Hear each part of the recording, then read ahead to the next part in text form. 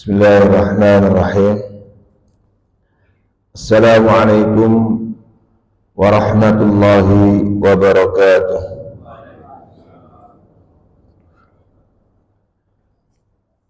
Alhamdulillah. Alhamdulillah wa kafa wassalatu wassalamu ala nabiyil mujtaba Sayyidina Muhammad bin Abdullah Mustafa wa ala alihi wa ashabihi ahli sidqi wal wafa. Amma ba'd. Faqala ta'ala fi kitabil karim, a'udzu billahi minasy syaithanir rajim. Wa idh yarfa'u Ibrahimul qawa'ida minal baiti wa Ismail Rabbana taqabbal minna innaka antas samiul alim. Sadaqallahul azim. Ma'asyiral muslimin wal muslimat, hafizakumullah. Alhamdulillah, Allah Subhanahu wa taala mempertemukan kita kembali di bulan Syawal setelah kita melaksanakan ibadah suci Ramadan. Tentu kita semuanya saling mendoakan, di antaranya adalah dengan mengucapkan taqabbalallahu minna wa minkum, doa yang berisi semangat dan keinginan kuat kita untuk memohon kepada Allah Subhanahu wa taala. Semoga Allah Subhanahu wa taala menerima seluruh amal ibadah kita, menerima seluruh amaliyah Ramadan kita, sehingga kita semuanya dijadikan Allah Subhanahu wa taala ja'alanallahu wa iyyakum minal aidin wal faizin, orang-orang yang kembali suci, bersih karena meraih maghfirah dari Allah dan menjadi orang-orang yang meraih keberuntungan. Faizin, keberuntungan, keuntungan, termasuk diantaranya kebahagiaan untuk bisa bertemu dengan Allah Subhanahu wa taala nanti di surganya. Amin ya rabbal alamin. Mungkin ada yang menggelitik pikiran kita, mengapa kita setelah menuntaskan Ramadan memasuki Idul Fitri dan Syawal ini, di hari raya kita saling mengucapkan taqabbalallahu minna wa minkum. Ma'asyiral muslimin, hafizakumullah. Pertama, ini adalah merupakan doa yang Allah Subhanahu wa taala ajarkan kepada kita, diabadikan oleh Allah Subhanahu wa taala di dalam Al-Qur'an melalui lisan Nabi Ibrahim dan putranya Ismail alaihi wassalam.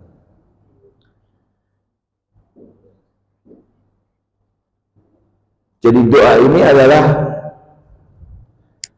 doa yang Allah ajarkan kepada kita. Ayat yang tadi kita baca di muqaddimah menjadi pijakan kita. Di dalam surat Al-Baqarah ayat 127, Allah Subhanahu wa taala berfirman, wa idh yarfa'u Ibrahimul qawa'ida minal baiti wa Ismail. Yaitu yang artinya dan ingatlah. Jadi kita diperintah Allah untuk selalu mengingat-ingat apa yang dilakukan oleh Nabi Ibrahim. Dan ingatlah ketika Ibrahim alaihissalam bersama dengan putranya Ismail meninggikan pondasi-pondasi Baitullah. Di mana itu Pak Baitullahnya? Rumah Allah itu di mana?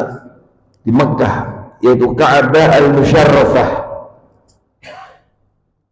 yang kini menjadi kiblat kita semuanya. Setiap kali seorang muslim sholat menghadap kiblat ke Ka'bah al-Musyarrafah, bahkan itu menjadi syarat sahnya sholat.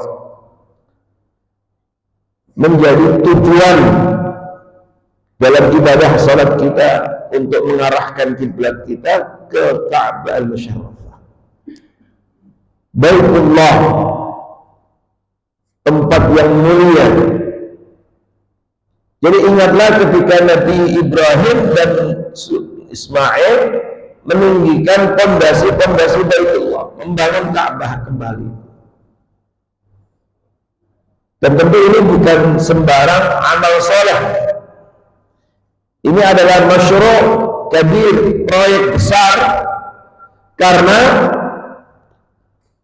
meninggikan pondasi Baitullah, membangun Baitullah, bukan sekedar masjid rumah Allah di mana saja, tetapi itu di tempat yang suci dan afdal buyutillah, Baitullah, rumah Allah yang terbaik di jagat raya ini. Nah, meskipun Nabi Ibrahim telah melakukan amal soleh yang luar biasa, proyek yang besar, tetapi Nabi Ibrahim tetap masih memohon kepada Allah agar amalnya diterima. Makanya di dalam tafsir para ulama mengatakan keduanya kemudian mengucapkan Rabbana taqabbal minna innaka antas samiul alim. Ya Allah, terimalah dari kami amal saleh ini. Innaka antas samiul alim, sesungguhnya Engkau Maha mendengar lagi Maha mengetahui.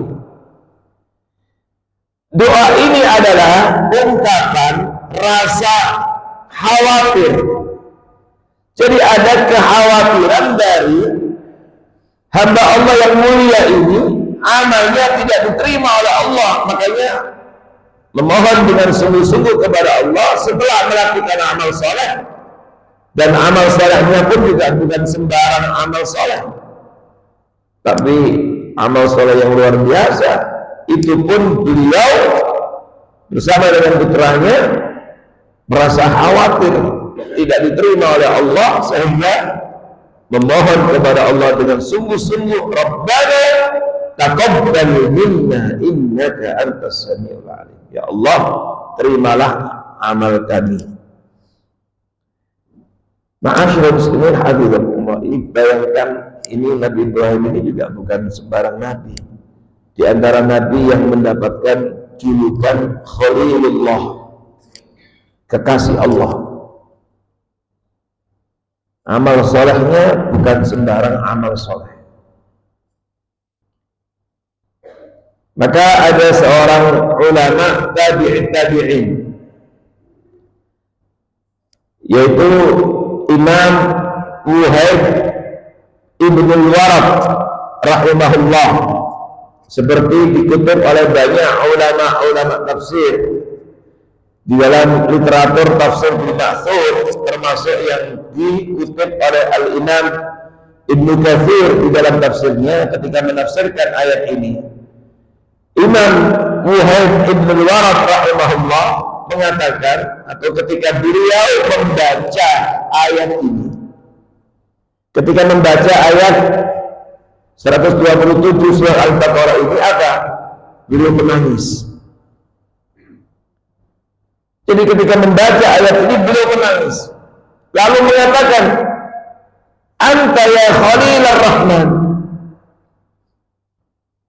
Beliau menangis tersentuh ketika membaca ayat ini dengan mengatakan, Anta ya Khalilar Rahman, engkau wahai kekasih Allah. Engkau ini bukan manusia biasa, engkau ini kekasih Allah, Khalilar Rahman.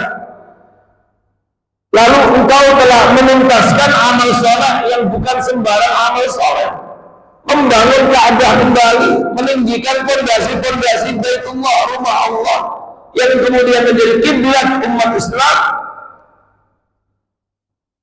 Engkau telah melakukan dan menuntaskan amal soleh ini, tetapi engkau masih merasa khawatir tidak diterima amalmu, sehingga engkau berdoa dengan doa ini. Bagaimana dengan kita Bagaimana dengan kita yang amal soleh kita jauh di bawah amal soleh ini? Tentu kita pun juga selalu berharap kepada Allah Subhanahu wa Ta'ala untuk selalu berdoa. Semoga amal ibadah kita diterima oleh Allah Subhanahu wa Ta'ala. Makanya Bapak Ibu Saudara sekalian, kita dapatkan dalam beberapa literatur salafus saleh, generasi terbaik pada zaman dahulu itu, mereka setelah selesai Ramadan, bulan Syawal, Dzulqa'dah, Dzulhijjah, 6 bulan setelah Ramadan itu tiada henti berdoa kepada Allah agar Allah menerima amal ibadah Ramadannya. Itu berlangsung bukan hanya di bulan Syawal, bahkan 6 bulan. Saking apa? Khawatirnya amalnya tidak diterima oleh Allah Subhanahu wa Ta'ala. Nah, inilah mengapa kemudian kita pun melakukan hal yang sama, meminta kepada Allah dengan sungguh-sungguh semoga Allah menerima seluruh amal ibadah kita di bulan Ramadan yang lalu. Yang kedua, selain ittiba' Nabi Ibrahim alaihissalam seperti yang diabadikan Allah dalam Al-Quran, ternyata ini pula yang diamalkan oleh Rasulullah SAW dan para sahabat radhiyallahu anhu. Kita tahu siapa Rasulullah SAW, manusia yang telah diampuni dosanya oleh Allah. Sudah jelas, liyaghfira lakallahu ma taqaddama min dzambik wa ma ta'akhkhar. Allah menyatakan dalam surat Al-Fatih, mengampuni untukmu apa yang telah lalu dan apa yang akan datang. Diampuni oleh Allah jelas. Tapi tetap beliau dalam kesehariannya tidak pernah berhenti meminta kepada Allah Subhanahu wa Ta'ala agar amalnya diterima oleh Allah Subhanahu wa Ta'ala. Ini Rasulullah SAW. Makanya diriwayatkan dalam hadis sahih, di antara doa yang rutin Nabi Shallallahu Alaihi Wasallam baca setiap kali selesai sholat subuh, di antara doa yang selalu Nabi ucapkan adalah Allahumma inna nas'aluka ilman nafi'a wa rizqan thayyiba wa amalan mutaqabbala. Yaitu memohon kepada Allah, Allahumma ya Allah inna nas'aluka ilman nafi'a. Ya Allah, kami mohon kepadamu ilmu yang manfaat. Wa rizqan thayyiba, rizki yang thayyib. Kenapa kok kita perlu perjelas? Bukannya ini hal yang aksiomatis, bukan hal yang sudah mafhum. Kita selalu berusaha untuk mencari rezeki yang thayyib. Bapak Ibu saudara sekalian, kadang-kadang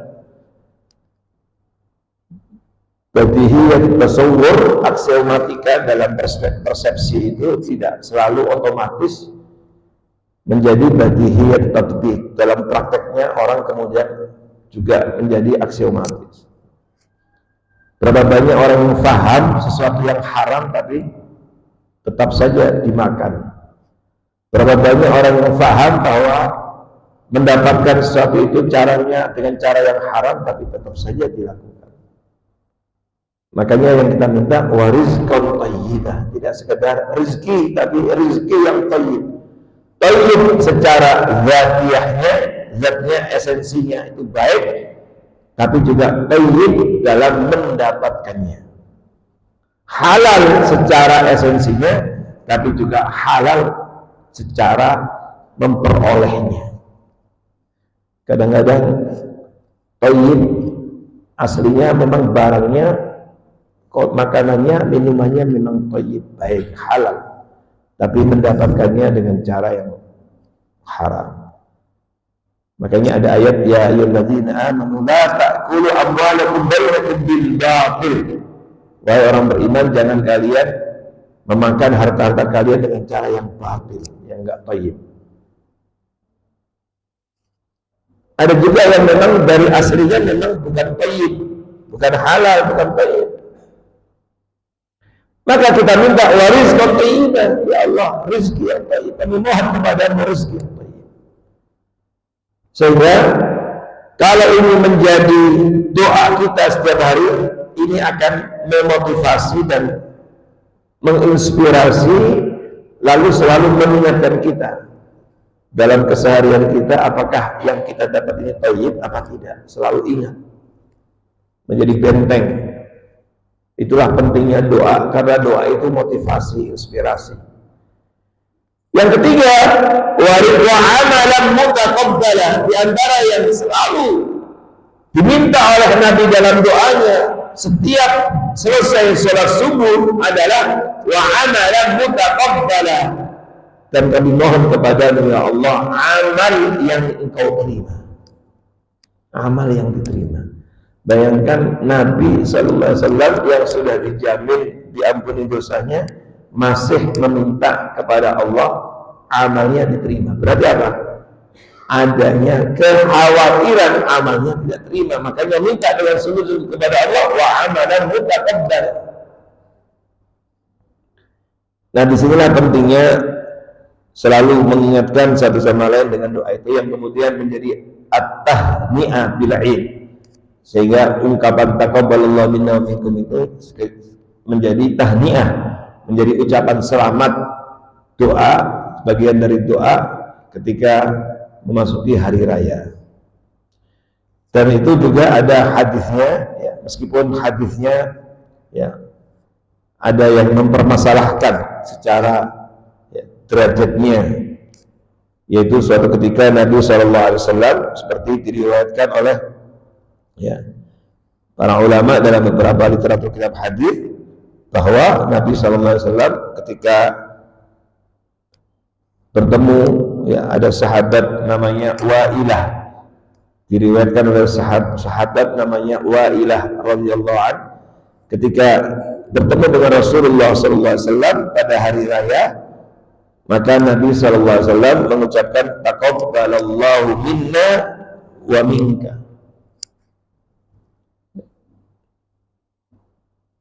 Jadi dia mengucapkan taqabbalallahu minna wa minka, lalu Nabi mengatakan na'am taqabbalallahu minna wa minka.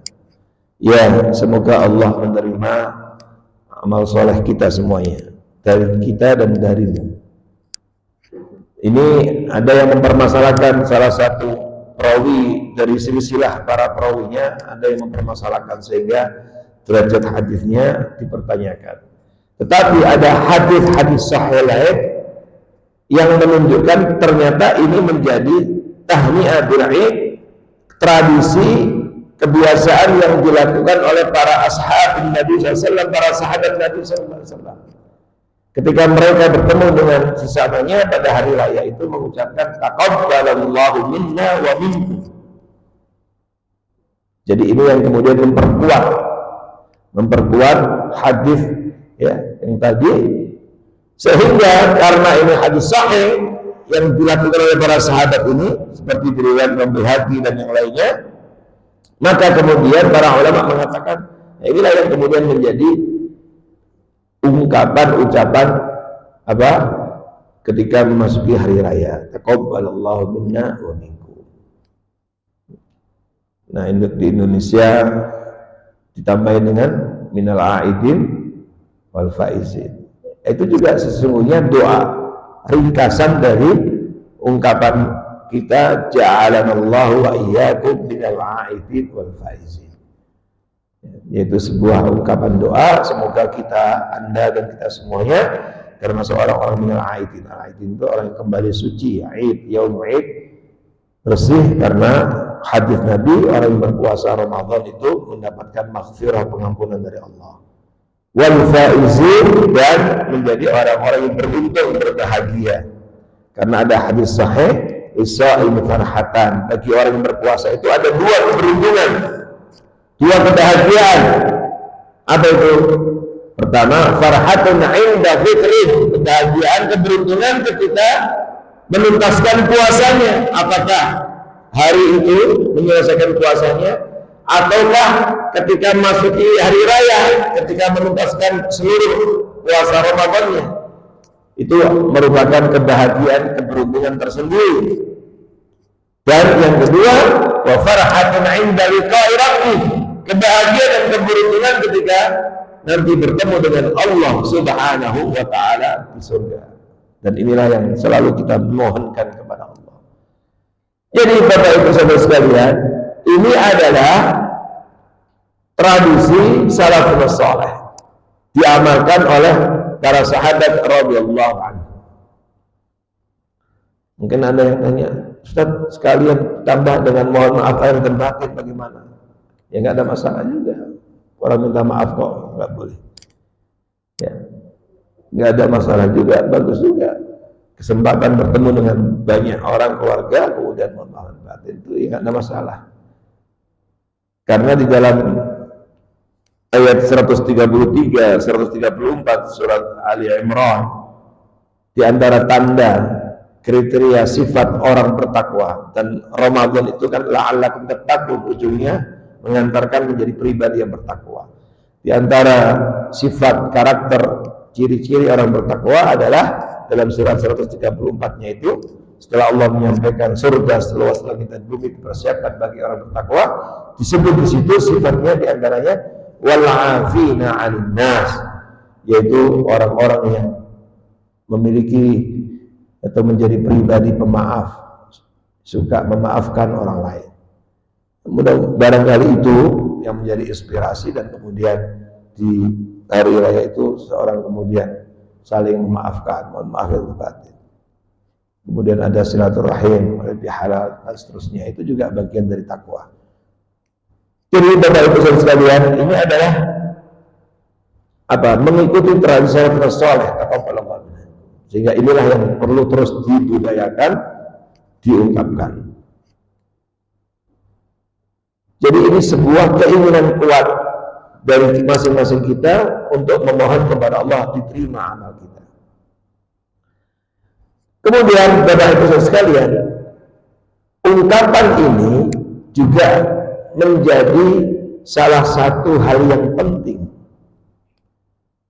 sebagai wujud kekhawatiran kita, khawatir tidak diterima amal kita, dan menghadirkan rasa khawatir tidak diterima amal ibadah itu penting. Jadi menghadirkan rasa khawatir alla yutaqabbala amaluna, itu penting, menghadirkan perasaan seperti itu. Ketika seseorang merasa khawatir amal ibadahnya tidak terima, sehingga terus semangat meminta kepada Allah agar diterima amal ibadahnya, itu bagus. Dan itulah justru di antara tanda diterimanya amal saleh seseorang. Ketika seseorang merasa khawatir sehingga terus dia berhenti berdoa. Sehingga inilah yang kemudian diamalkan oleh salafus saleh tadi, sampai 6 bulan mintanya kepada Allah agar diterima itu.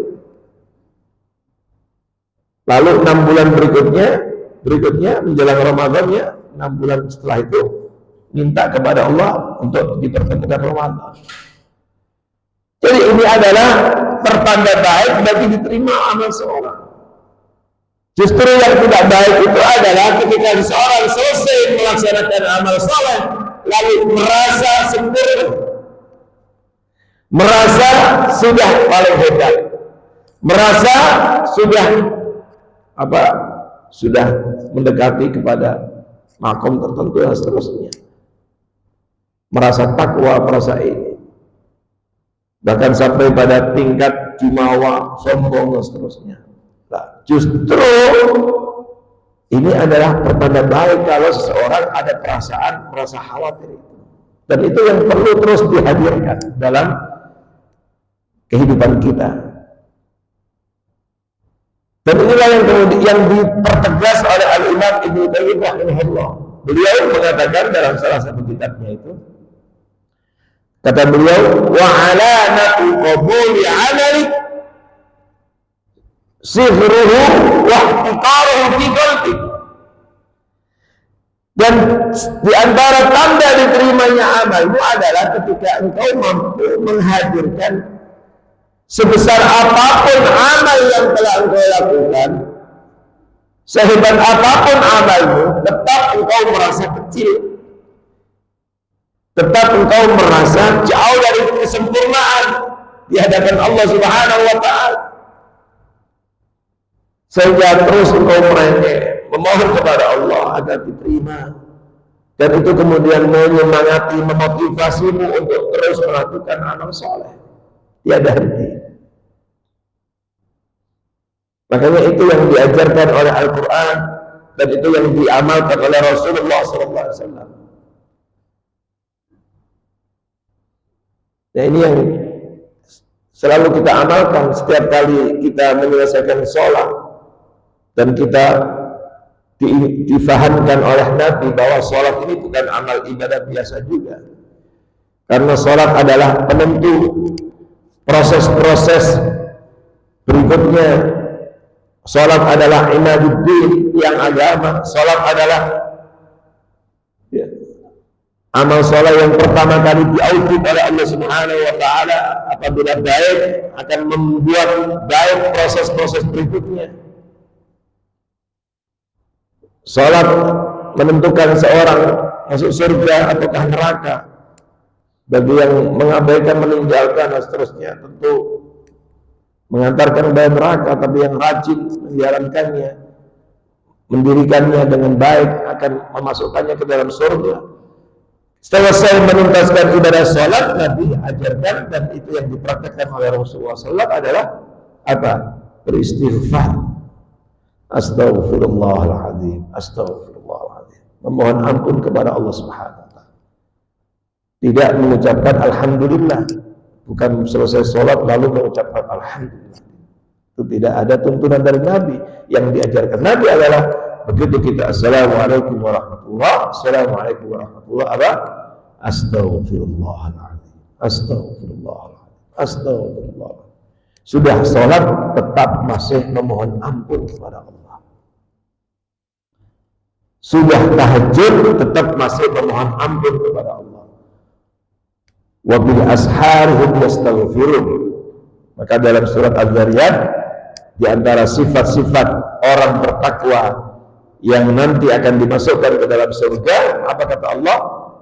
Innal muttaqina fi jannati wa 'uyun akhidina ma atahum rabbuhum innahum kanu qabla dzalika muhsinin kanu qalilan minal laili ma yahja'un.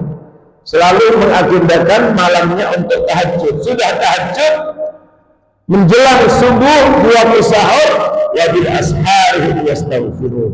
Masih saja di waktu sahur menunggu subuh, mereka senantiasa memohon ampun kepada Allah, beristighfar. Dalam surat Al-Imran, wal mustaghfirina bil ashar. Jadi itulah ya, sifat manusia-manusia mulia. Maka Nabi Ibrahim alaihissalam menuntaskan itu, tetap saja masih merasa khawatir. Jadi menghadirkan rasa khawatir itu penting. Dan itu merupakan justru tanda diterimanya amal seorang. Di dalam surat Al-Mu'minun ayat 60, Allah Subhanahu wa Ta'ala juga menyampaikan sifat mulia manusia-manusia yang seperti ini. Itu ketika Allah Subhanahu wa Ta'ala berfirman, وَالَّذِينَ يُؤْتُونَ مَا آتَوْا وَقُلُوبُهُمْ وَجِلَةٌ أَنَّهُمْ إِلَى رَبِّهِمْ رَاجِعُونَ. Kata wa qulubuhum wajilah, hati mereka sangat takut. Jadi sangat takut, khawatir sekali hati mereka itu.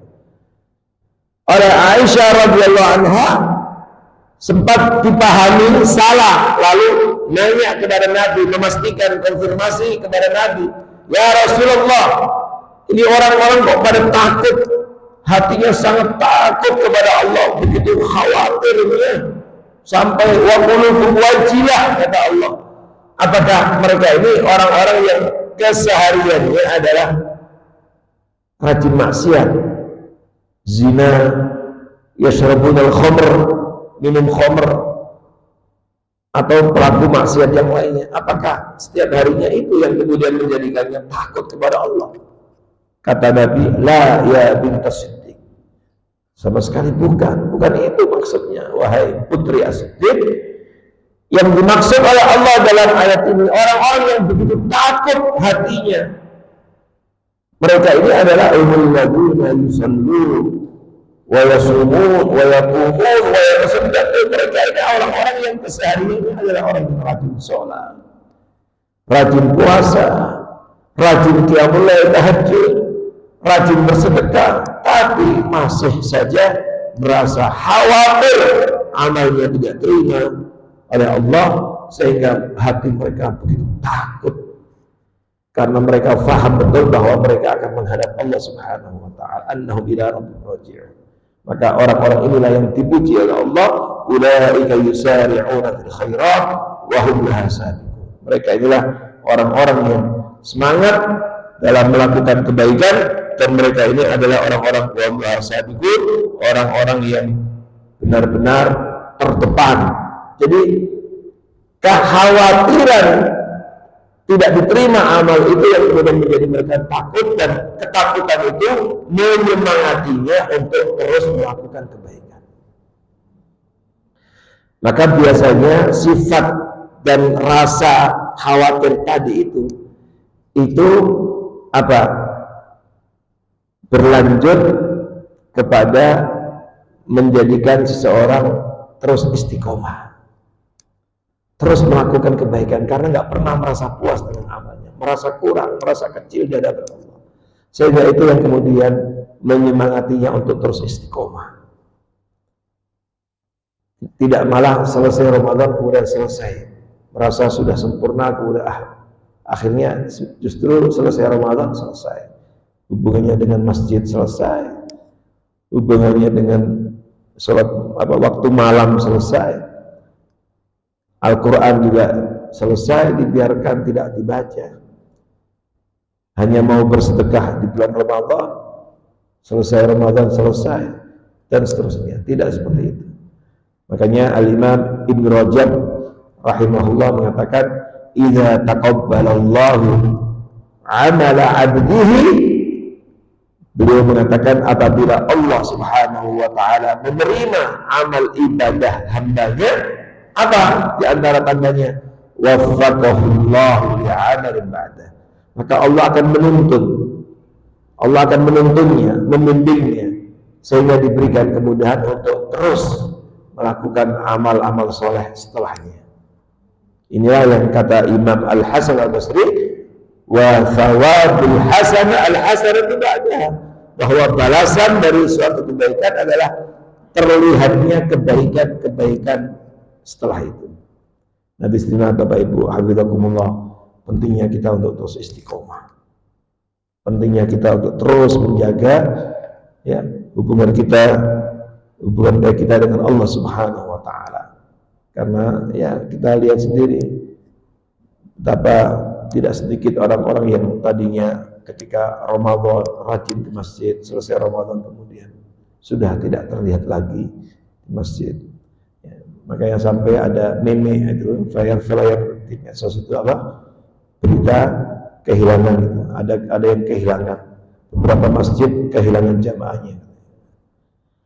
Jadi ini adalah sindiran yang betul realitasnya seperti itu. Dan inilah yang tentu kita tidak berharap, kita tidak inginkan, dan kita terus berdoa kepada Allah Subhanahu wa taala. Semoga amal ibadah kita diterima oleh Allah Subhanahu wa taala dan Allah memberikan keistiqomahan kepada kita. Maka pentingnya kita selalu meminta kepada Allah istiqomah.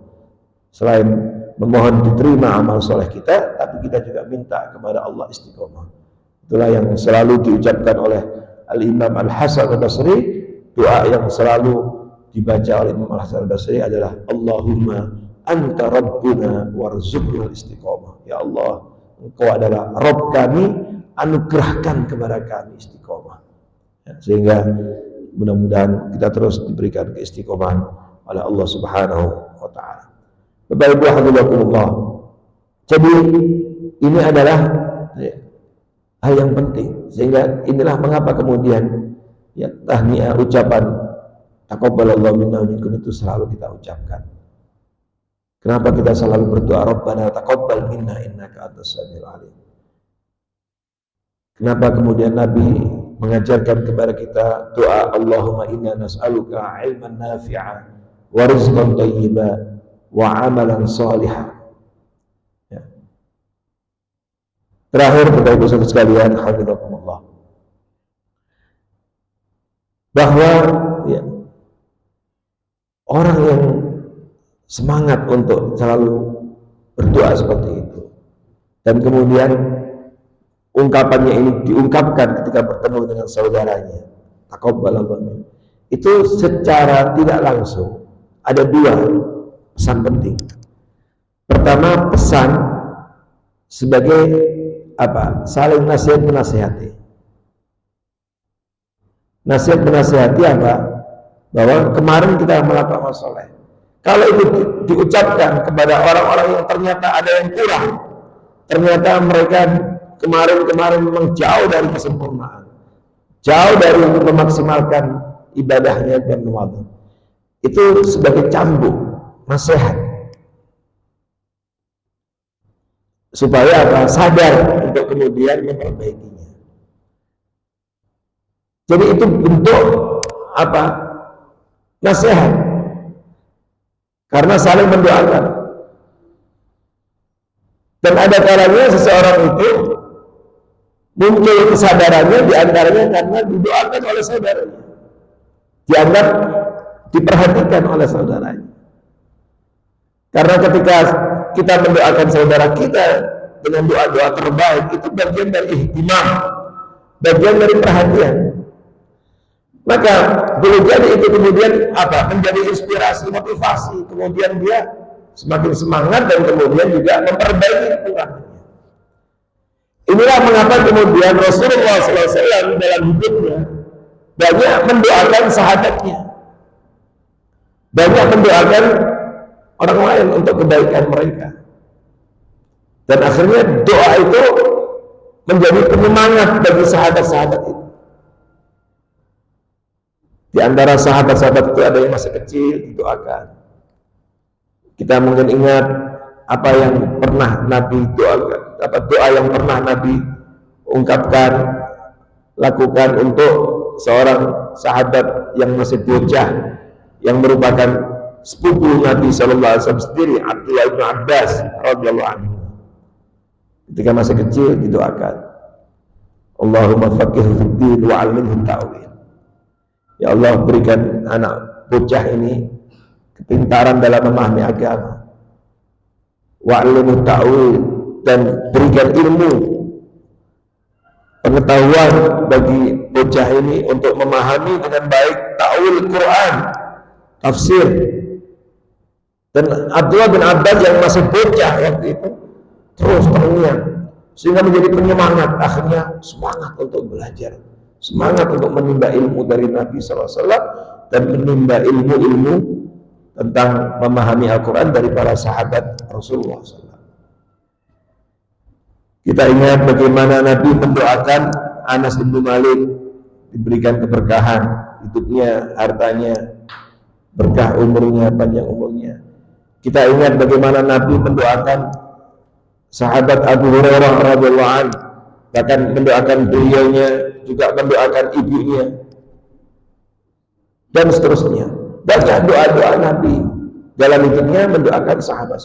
Kita ingat Nabi pernah mendoakan anak muda, ya, yang menemuinya minta izin untuk berzina, lalu dinasihati Nabi, dan kemudian di ujungnya itu Nabi mendoakannya, ya Allah, Allahumma ya Allahumma fillahu wahfad farjahu, ya Allah, ampunilah dia dan jagalah kemaluannya. Akhirnya menjadi orang yang datang tadinya sesuatu yang sangat ia inginkan zina, pulang dari majelis itu sesuatu yang sangat ia benci zina.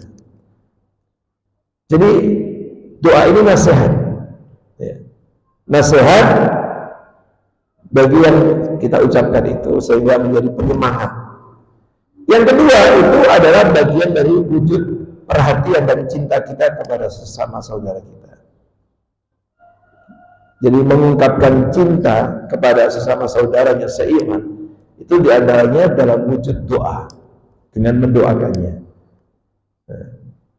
dengan menyertakan dalam doa-doa kita.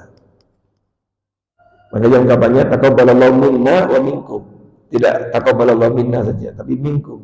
Disebut langsung Anda, kita dan Anda semuanya. Jadi ini adalah wujud ihtimam dan merupakan bentuk mahabbah kepada samanya.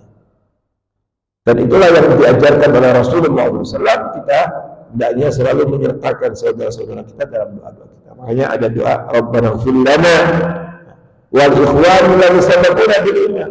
Jadi nggak cukup dengan Rabbana ighfir lana selesai. Ya Allah ampunilah kami, tapi juga menyertakan saudara-saudara kita. Wal ikhwanil ladzina sabaquna bil iman, dan ampunilah saudara-saudara kami yang telah mendahului kami dalam iman. Tersebut. Dan seterusnya. Makanya juga ada doa Allahumma ighfir lana wa li walidina wa li jami'il muslimin. Kita sertakan kita, orang tua kita dan kaum muslimin.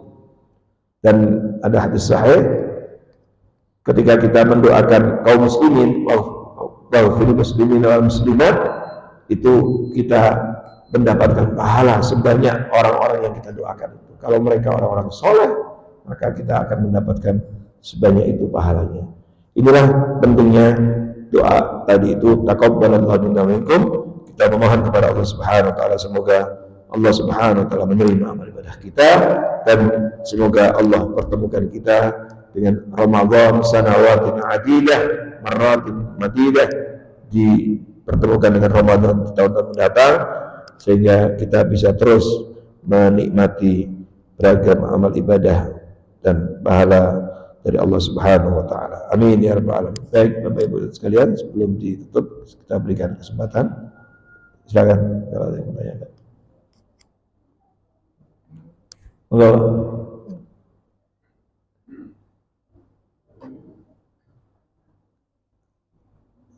Ada apa?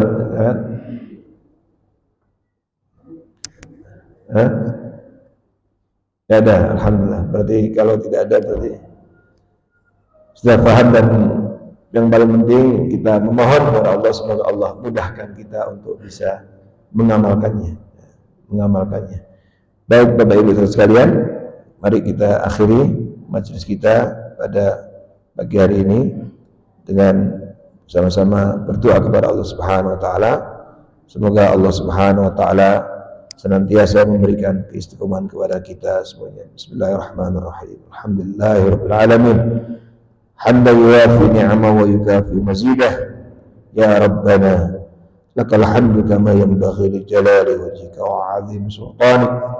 Allahumma shalli wa sallim ala 'abdika rasulika Muhammad. Allahumma ighfir lana ولوالدينا ولجميع المسلمين والمسلمات والمؤمنين والمؤمنات الأحياء منهم والأموات. اللهم إنا نسألك علما نافعا ورزقا طيبا وعملا متقبلا.